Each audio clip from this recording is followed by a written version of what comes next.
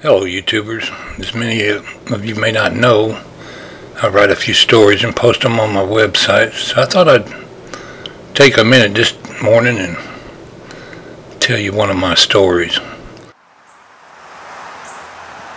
Hello folks, come on up and have a seat on the porch with me. Let me tell you a story.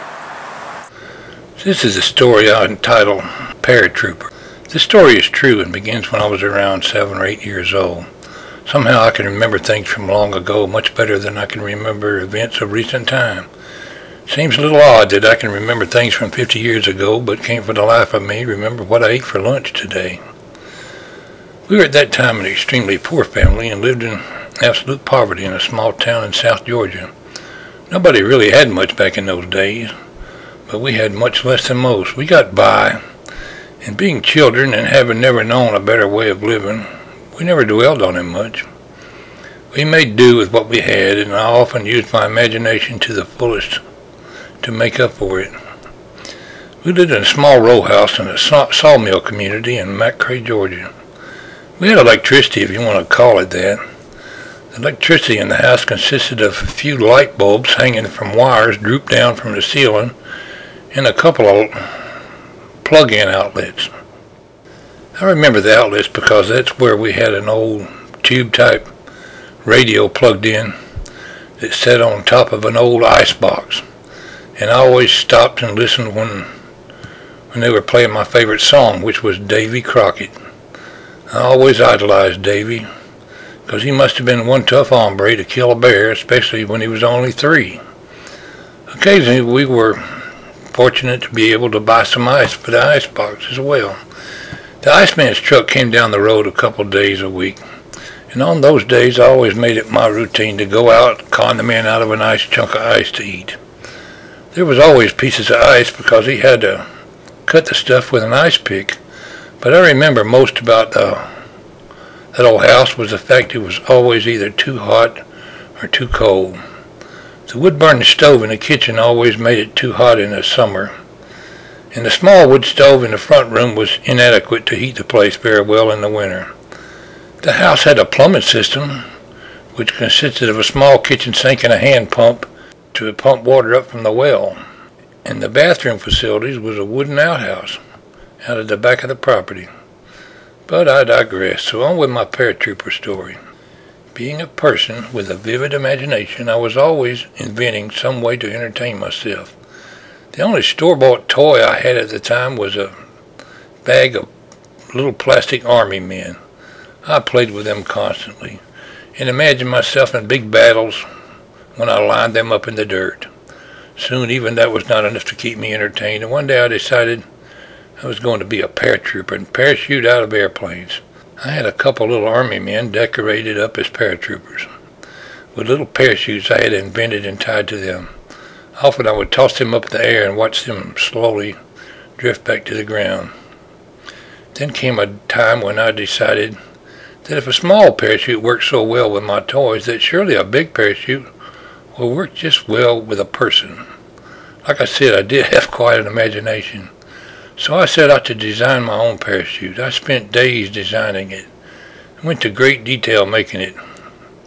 I'd never seen a real parachute, but I was sure I could make one that would work great.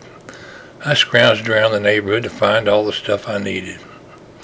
Finally the day came. I judged it to be just perfect. I had a big sheet and some small rope, and had tied the ropes to all 4 corners of the sheet.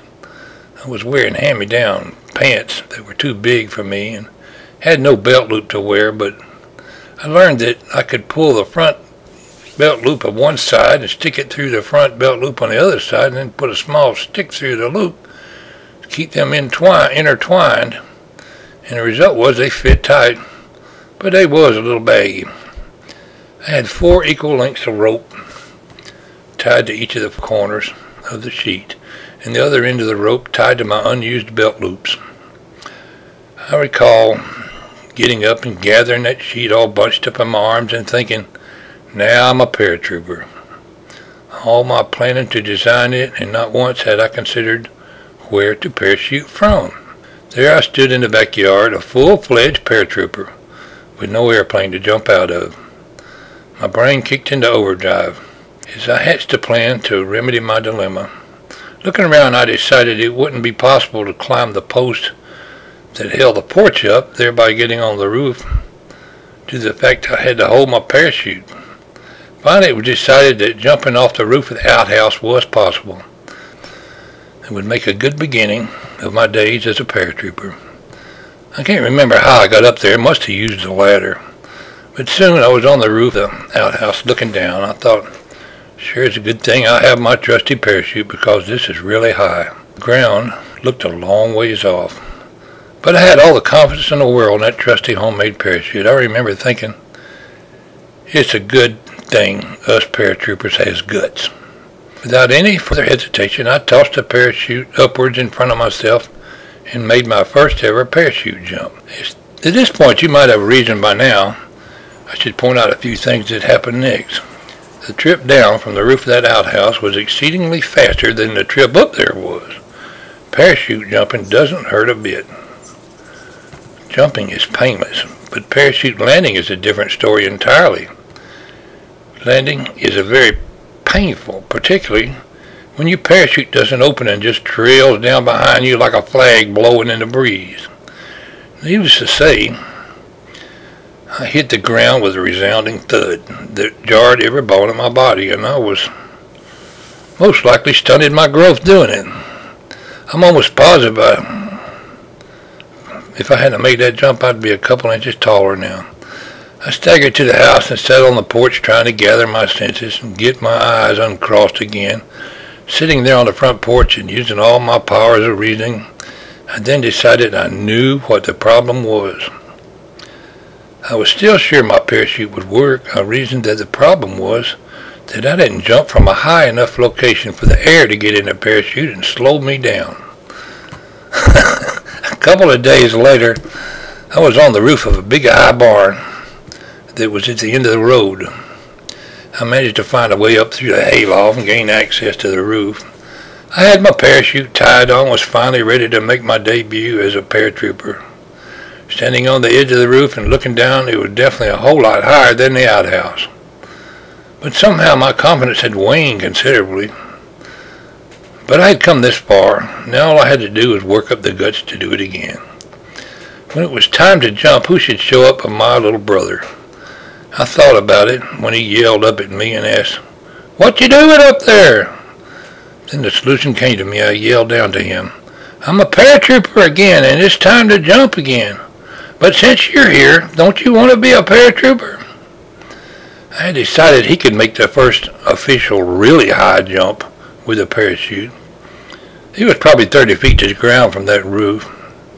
"Yeah, I want to be a paratrooper," he replied. "Well, come on up here," I told him. A few minutes later, I had him all suited up and attached to the parachute, and I said, "Now just walk over to the edge, throw the parachute up, and jump." He got close enough to see how high it was, and for no apparent reason, suddenly lost all interest in being a paratrooper. I had him almost convinced to do it. "I did it yesterday, and I'm fine." "What's the matter? You ain't chicken, are you?" Fortunately for my brother, by that time someone saw us up there and said, "You boys get off that roof before you fall and break your fool necks." And that was the end of my paratrooper days that I recall. The first time I told this story was in the lunchroom of the Rip Track in Atlanta when I worked for the railroad. And I made a mistake of telling the late Mr. Bill Cleveland, who thought it was funny. He never let me forget about it after that. Many times over the years we worked together, we would be in the lunchroom or somewhere and the people would be telling stories. And Mr. Cleveland would always tell them, "Get Brother Parks to tell you about the time he jumped off the shithouse." And he would laugh like crazy. And since it made him laugh, I didn't mind telling it again. That's the story that I thought I'd share with you today.